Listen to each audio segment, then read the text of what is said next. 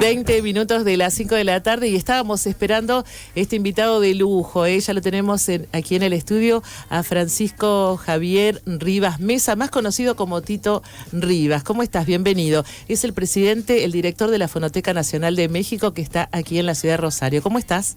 Muy bien, con muchísimo gusto de saludarles, muy contento de visitar esta hermosa ciudad y pues sí, visitándoles desde México para participar en este Congreso de Musicología y otras actividades. ¿Es la primera vez, no? En Rosario, sí. En Rosario es mi primera vez. Ah, está debutando aquí en Rosario. Te tocó un día precioso, ¿eh? Bueno, hace calorcito, ¿eh? Sí, ciudad, sí. Está rico, solecito, ya me dijeron que me van a llevar al río, espero. Ah, ¿no te has llevado todavía? Bueno, cuando salgamos de acá es un buen horario antes de que baje la temperatura. Exacto, para disfrutarlo. Bueno, Tito lo vamos a llamar no confianzudamente, sino afectivamente, ¿no?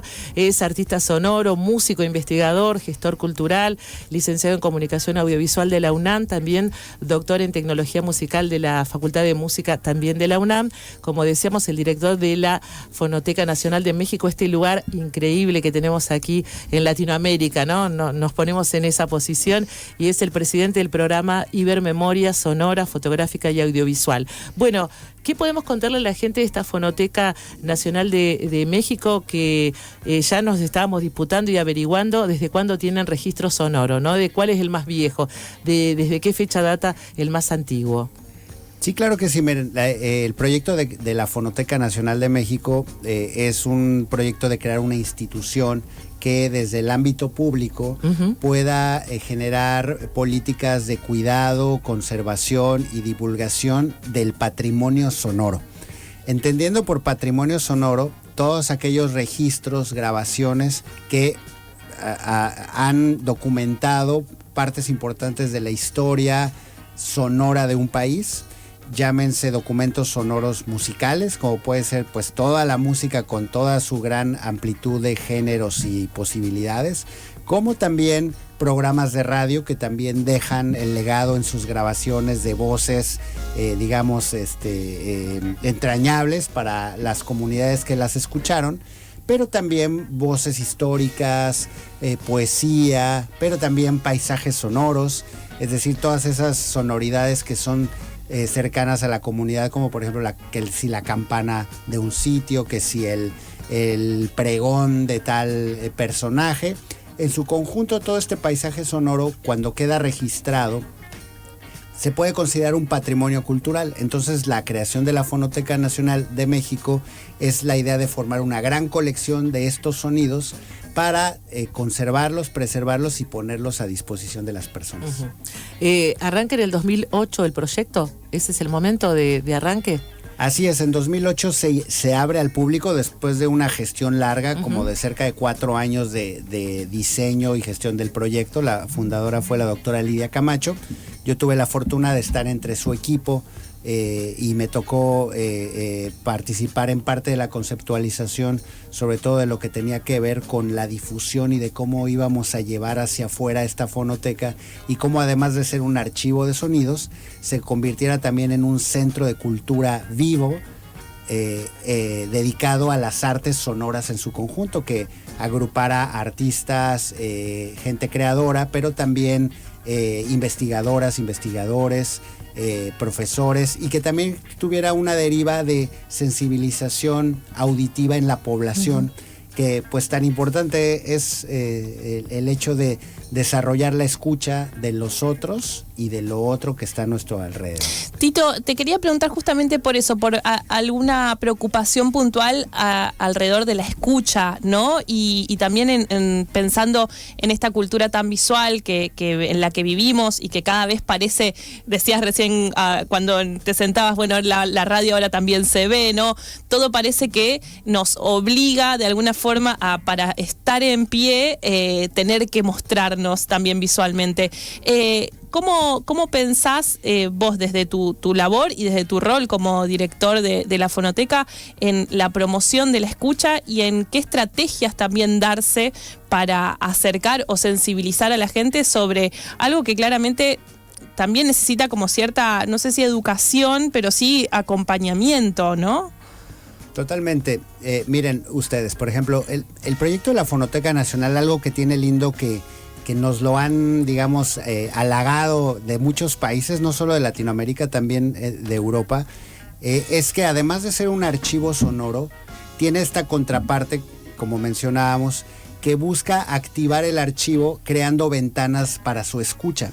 Entonces, la primera misión es escuchar el archivo. O sea, si nosotros hacemos todo un trabajo de conservación, documentación, catalogación, preservación a través de la digitalización de documentos sonoros que de otra manera se pueden perder porque son obsoletos o sufren degradación, sobre todo los que son físicos, pero también pérdida de los digitales, porque hoy en día a quién no le ha pasado que se le borra su USB o su disco duro, ¿no? Desde sufrimos muchos. Entonces, ante esos desafíos existe el trabajo profesionalizante del archivo que genera este gran repositorio. Pero no tiene mucho sentido si no producimos la escucha y acercamos a la gente hacia él. Entonces eso ha generado toda una serie de estrategias para acercar y poner en valor estos documentos para la gente. Pero al mismo tiempo, haciéndolo eso, nos damos cuenta de que no se trata solamente de poner en acceso, sino de producir la escucha. O sea, que la escucha es algo que, aunque aparentemente, o no aparentemente, es algo que funciona de forma automática en nuestros cuerpos. Es decir, nosotros escuchamos sin tener que prender un switch. De hecho, estamos escuchando todo el tiempo. Es más, como dice el clásico, no hay párpados en los oídos, no puedes cerrar los oídos. Está prendido todo el tiempo, pero sin embargo, a pesar de eso, la escucha es un músculo, es algo que se ejercita y que se trabaja y que se desarrolla. Entonces, hemos encontrado en la Fonoteca Nacional una vocación social muy interesante, que es de producir que las personas se sensibilicen en entender su propia escucha, su propia condición de agente activo o activa en la escucha, y con eso pues producir, quizá un poco utópicamente lo pensamos, una mejor sociedad. Tito, ¿cuáles son las fuentes de acopio de material? Porque, bueno, me imagino que muchas cosas que han reunido se pueden encontrar en YouTube, en Internet, difícilmente, supongo, pero ¿cuáles son las fuentes, los lugares desde donde han recibido estos materiales?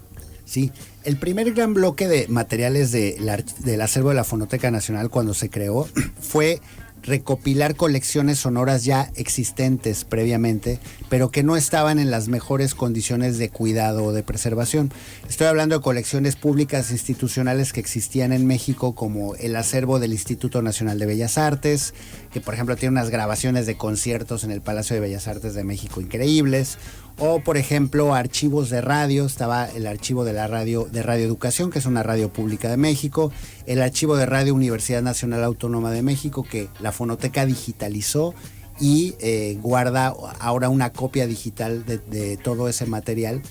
Pero también de estaciones de radio clásicas, digamos, comerciales o privadas, como la XCW, la voz de la América Latina desde México, ¿no? La voz de la América Latina desde Todos México. oyeron eso, ¿no? Entonces sí llegó, entonces no era tan pretencioso quizá.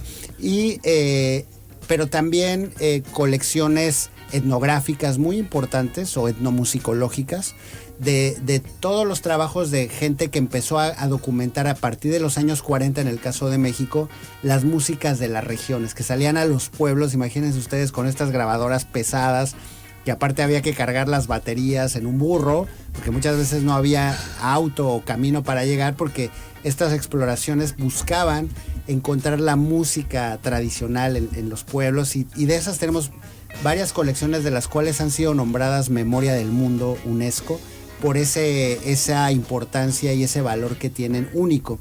Entonces, entre esto estamos hablando de cerca de 220,000 documentos sonoros con los que comenzó la colección, pero después, cuando apareció la Fonoteca, hicimos un gran llamado a coleccionistas de toda índole que se acercaran a colecciones, y entonces había coleccionistas que llegaban, por ejemplo Armando Pous, que recién pasó a otro plano, en paz descanse el querido Armando Pous.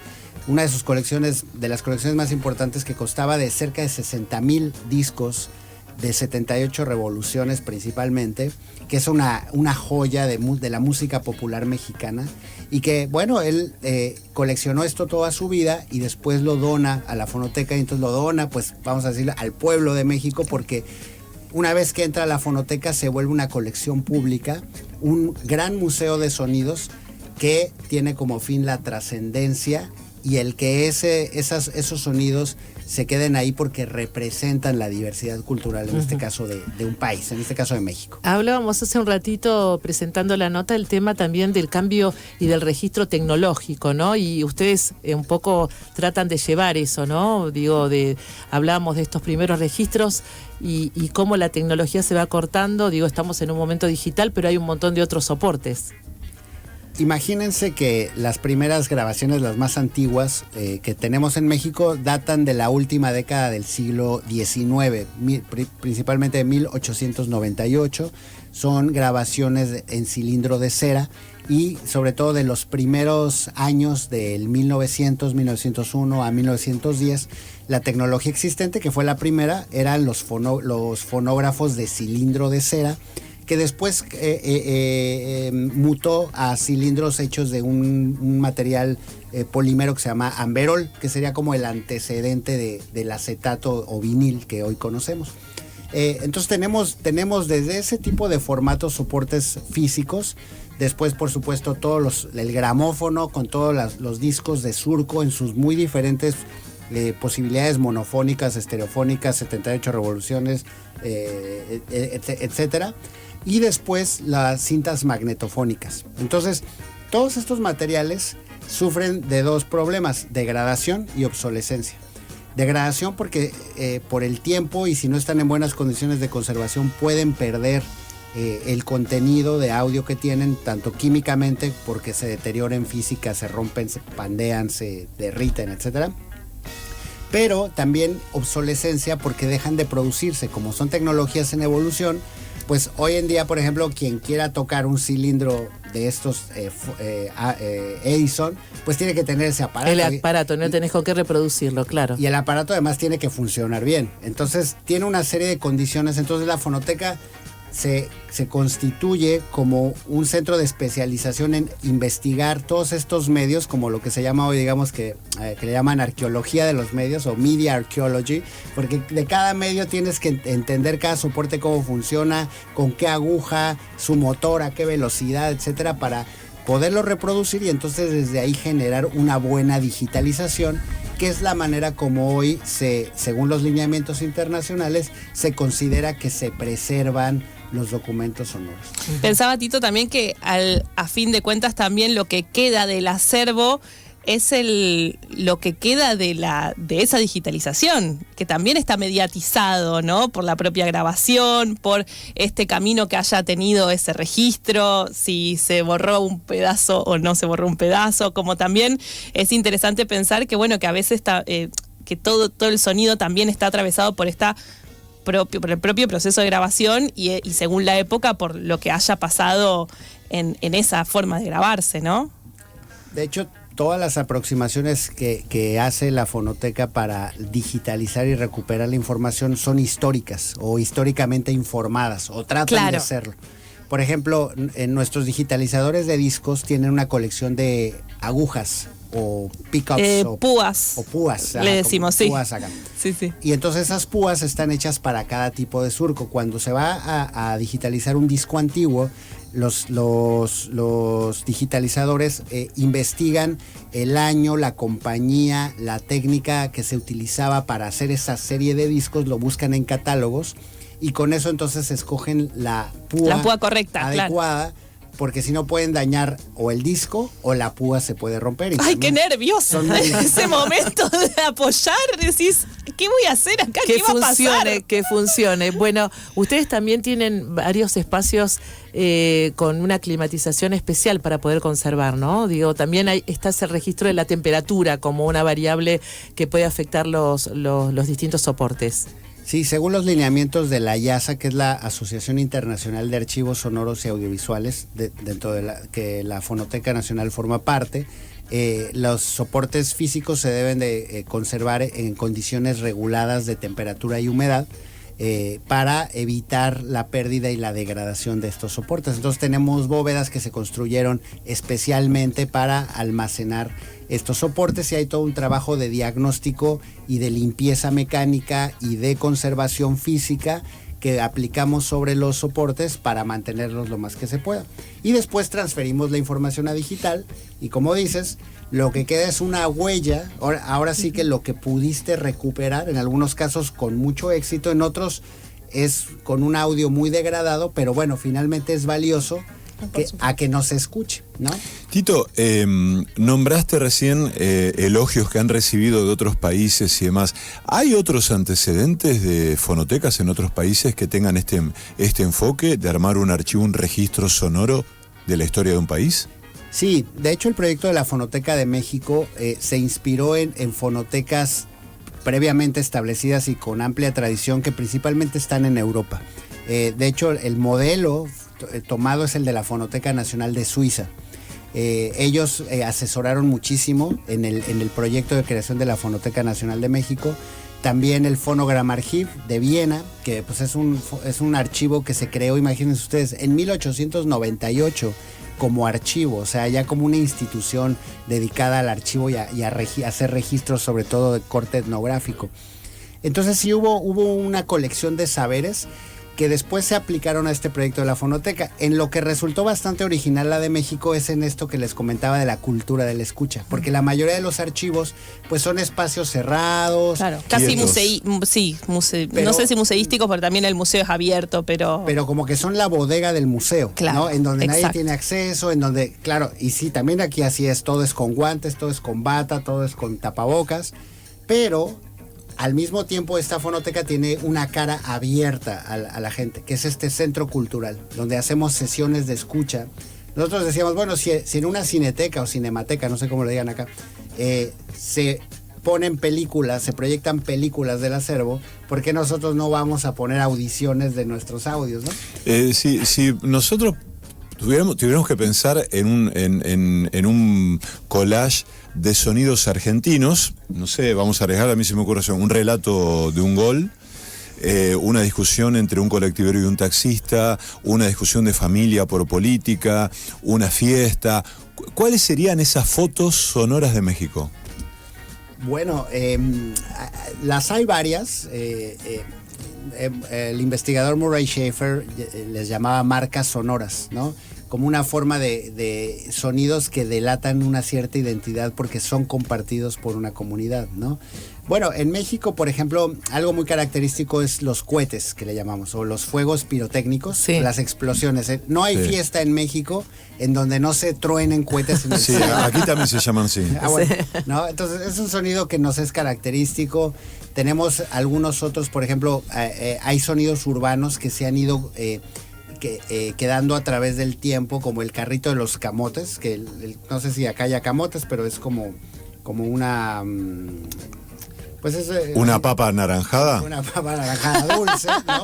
Sí, claro. Que se cocina como en dulce y tienen unos carritos que son unos hornos andantes, pero los hornos tienen unas flautas que en un momento dado sacan el aire de la presión del calor y hacen un silbido, así como...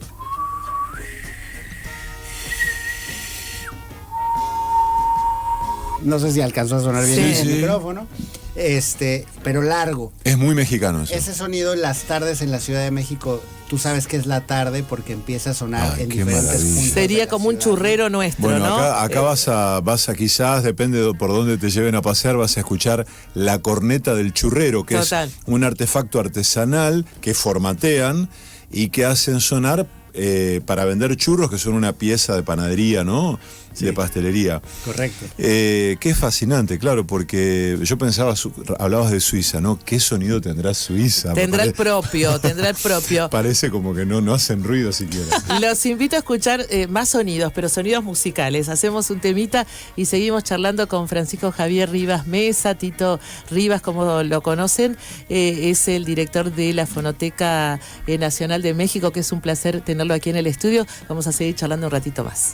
44 minutos de las 5 de la tarde y seguimos charlando con uno de los invitados principales del Congreso Argentino de Musicología, que arrancó hoy 26 y se va a extender hasta el 30 de agosto, ¿no? La actividad hoy y mañana en el ECU, hoy en el ECU, mañana en la Escuela de Música, mañana se van para la Siberia. La charla principal para un pensamiento arqueológico sobre la escucha y la producción del discurso sonoro estuvo a cargo de Francisco Javier Rivas Mesa, que está charlando con nosotros. Tite Rivas, como se lo conoce, que es el director de la Fonoteca Nacional de México, donde nos está contando, bueno, toda la dimensión del proyecto, ¿no? Una de las cuestiones con la que arrancamos tiene que ver con esta política pública respecto a la conservación, y nos quedamos un poquito acá en la Argentina. Nosotros carecemos de eso, hay que tomar una decisión política para pensar esto, ¿no? Nosotros hay mucha queja, muchas veces cuando hablamos la gente de audiovisual, no hay un lugar donde esté todo el material guardado, no hay un registro de determinadas cosas, hay cosas voluntades sueltas. Individuales. Sí, sueltas, por eso digo, ¿no? Sí. Hay una decisión que hay que tomar. Y sí, pero mira que es una característica en general de toda la región iberoamericana. Nosotros que estamos en el programa Ibermemoria, pues justamente atestiguamos que desafortunadamente nuestra región llegó un poco tarde al tema de la conservación del patrimonio cultural sonoro o audiovisual. Recordemos que desde los años 80 la UNESCO lanzó un llamado alertando a la población mundial de que los acervos sonoros y audiovisuales corrían riesgo porque justamente no se habían construido métodos estandarizados, sistemáticos de atenderlos y de preservarlos. En el caso de México, digamos que para que se creara algo como la Fonoteca Nacional se tuvo que, que levantar una agenda pública en donde diferentes actores, pero bueno, principalmente le debemos muchísimo a la fundadora de la Fonoteca Nacional, que es la doctora Lidia Camacho, el crear estos primeros seminarios internacionales de archivos sonoros y audiovisuales, que trajeron a expertos de diferentes partes del mundo para generar un diálogo sobre la necesidad de esto que estamos diciendo, de preservar los documentos sonoros. Entonces empezó a formar un pequeño grupo de gentes interesadas en esto, y después, pues bueno, sin duda que hubo una buena coyuntura donde hubo una voluntad política de apoyar desde el Estado una iniciativa como esta, donde creo yo que el Estado puede encontrar un verdadero interés en algo como esto, es que la sonoridad conecta muchísimo con la sociedad. En la sonoridad hay un espejo de la sociedad del que no siempre estamos tan conscientes. El sonido es algo que toca fibras muy poderosas, fibras sociales, fibras comunitarias, que produce identidad. Entonces, cuando la gente se agrupa, y es que lo hace de manera natural, porque la gente vamos a un concierto, la gente tenemos prácticas de escucha comunitarias o individualizadas, pero en donde reponemos nuestra vida en juego, la parte importante, interna, íntima. Cuando eso lo externalizamos y decimos, es que todo eso es parte de la cultura, y por tanto las expresiones sonoras que quedan registradas son parte de un patrimonio. Y pues hoy en día la protección del patrimonio cultural pues es una agenda, en general, una agenda cultural del planeta, en donde desde la propia perspectiva de las agendas públicas se vuelve como una premisa importante, porque pues es que ¿quién no va a querer cuidar su patrimonio cultural? Pensaba igual eso, Tito, que me parece que también debe ser un síntoma, esto que decías de la región no teniendo sus archivos, de las dictaduras, o sea, justamente de no haber, que es una deuda de la democracia, a eso me refiero, y que también si justamente habla de una región que no tiene ese trabajo, me imagino que no debe ser inocente pensar en un proyecto en común por las dictaduras que también atravesó la región, ¿no? Todo archivo está atravesado por las condiciones políticas y sociales en donde se forma, sí. y ahí se generan canales de apertura, de registro o de franca censura cuando sea el caso, ¿no? Vos sabés que un oyente mandó un mensaje con una curiosidad muy puntual. ¿Cómo se llama el vendedor ambulante de los camotes?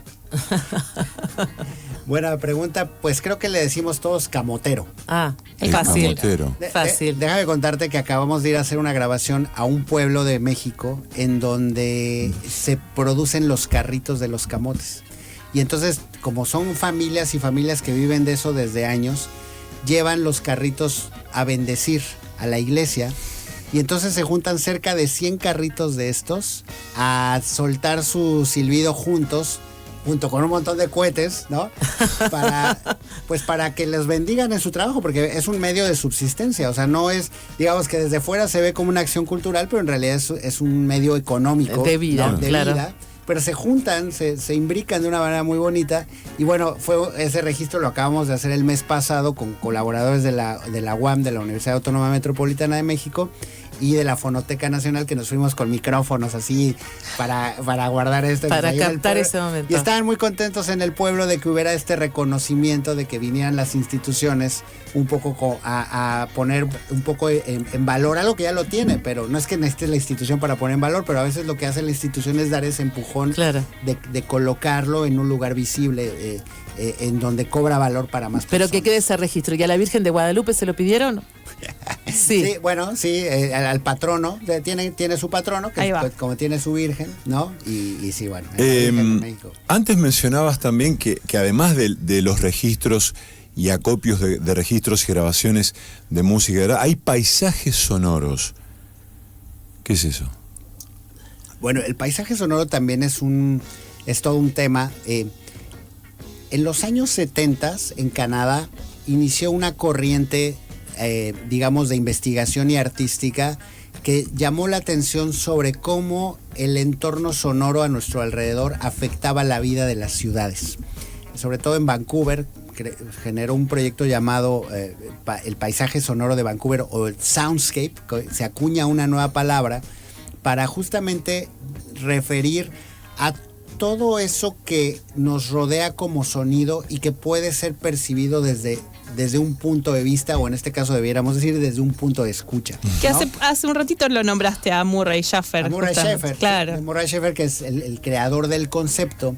De ahí se genera todo un proyecto que se llama el World Soundscape Project, o Proyecto de Paisaje Sonoro Mundial, del que se creó una larga escuela. Mucha gente de la Fonoteca también somos parte de esa escuela. Tuvimos a Murray Schafer, nuestro auditorio se llama Murray Schafer, ¿no? Que ahora falleció recientemente. Y entonces es un concepto nuevo que se crea en los 70s para referir a todos los sonidos que pueden ocurrir en un campo, en un lugar determinado. Pero bueno, como el sonido tiene una condición temporal, eso cambia. O sea, no es lo mismo en un mismo lugar que tú estés en la mañana, que estés a mediodía, que estés en la noche. Y el registro de esos paisajes sonoros a través de micrófonos y grabaciones, pues se ha convertido cada vez más en una forma de documentación muy interesante, no solo para acercarse al estudio de las sonoridades y de cómo esto afecta, como les decía, la vida de los habitantes, los ecosistemas, la fauna, los animales, las aves que habitan un entorno, sino también para crear obras artísticas. Entonces hay todo un género que se llama Soundscape Composition, o composición de paisaje sonoro, en donde a partir de hacer grabaciones de campo se puede crear piezas sonoras magníficas, y que después, a través de formas de escucha controladas, como salas de difusión inmersivas o multicanal o ambisónicas, como ahora se trabaja, pues pueden recrear los entornos acústicos para las personas a través de estas tecnologías y para llevarlos a la experiencia. Y así, por ejemplo, hay mucha gente trabajando en temas que le llaman, por ejemplo, ecología acústica, que es justamente el pensar el cambio de los ecosistemas a través de la sonoridad y utilizar el sonido para concientizar a la gente, a las chicas, a los chicos, pues del valor y de la riqueza y diversidad biocultural del planeta.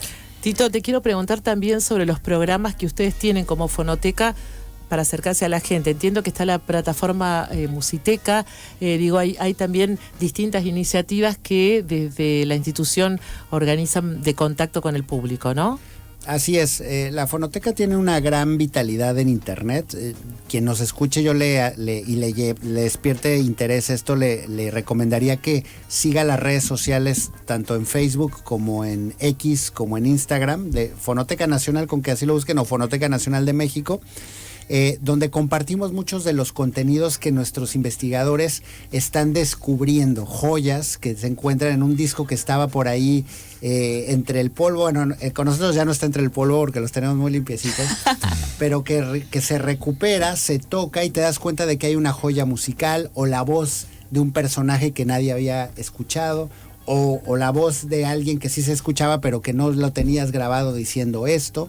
Y lo compartimos a través de plataformas como la Musiteca, que es una plataforma que tiene una selección curada de música de México, principalmente, de música de concierto, música popular, música tradicional y música indígena. De música popular un poco menos, porque batallamos con el tema del copyright, ¿no? Es decir, nosotros pondríamos todo el catálogo de la fonoteca en línea si por nosotros fuera, pero también tenemos que ser respetuosos de la Ley Federal de Derechos de Autor, que también protege la exhibición y la reproducción de los audios. Entonces encontramos, digamos, un punto de equilibrio en crear curadurías, en donde curadores de diferente índole, investigadores, sacan estas selecciones, las ponemos a la escucha de la gente. No se pueden descargar, pero sí se pueden escuchar por vía de streaming, y eso también le otorga un valor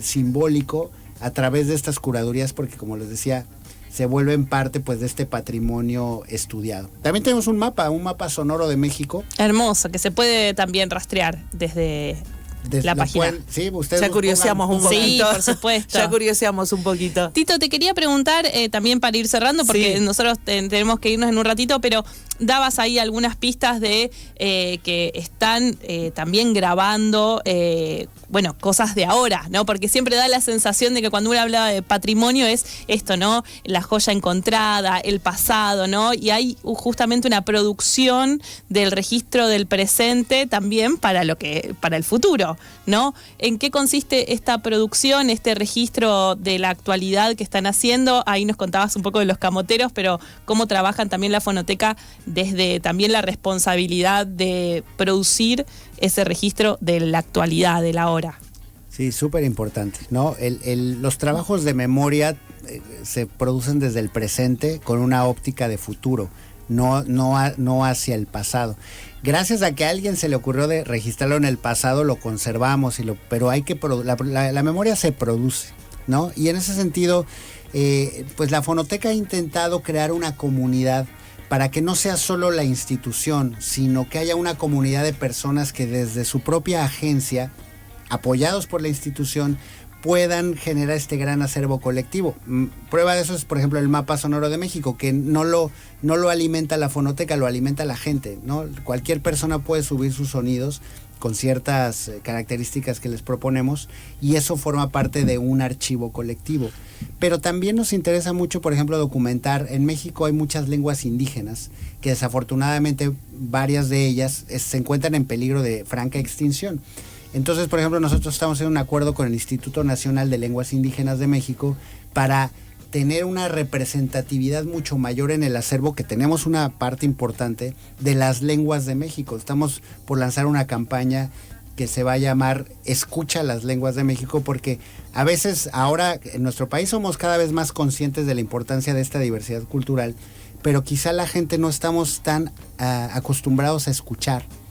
Y cuando escuchamos otra lengua entramos quizá en un estado extraño, primero porque es natural, porque no lo comprendes. Entonces nosotros vamos a apostar a que a través de la escucha y la repetición, aunque no lo comprendas, empiezas a habituarte a convivir con otras lenguas. Entonces, un estado que se asume como pluricultural, plurilingüístico, pues también tendría que generar un archivo vivo. Tenemos ahora una unidad de culturas vivas que está enfocada justamente a esa visibilización y rescate cuando sea el caso. ¿Cuántas lenguas más o menos hay?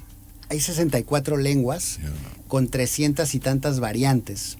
Entonces es un mundo... Tenemos un rato para grabar, dice, tenemos un rato para grabar. Es un montón. Me quedo sin tiempo, pero no nos faltan ganas de seguir charlando, ¿no? Bueno, tengo un mensaje de un oyente que me parece genial para cerrar. Dice, hola, quería contarles que viví 8 años en México cuando era chica y además de algunos sabores, uno de los recuerdos más vívidos es el sonido del camotero. El que iba a mi casa me lo preparaba con leche condensada. ¡Qué rico a esta hora! Bueno, gracias por llevarme a este lugar tan feliz, nos dice Fer, me parece lindo, ¿no? Hermoso, recordar ese mirá. sonido.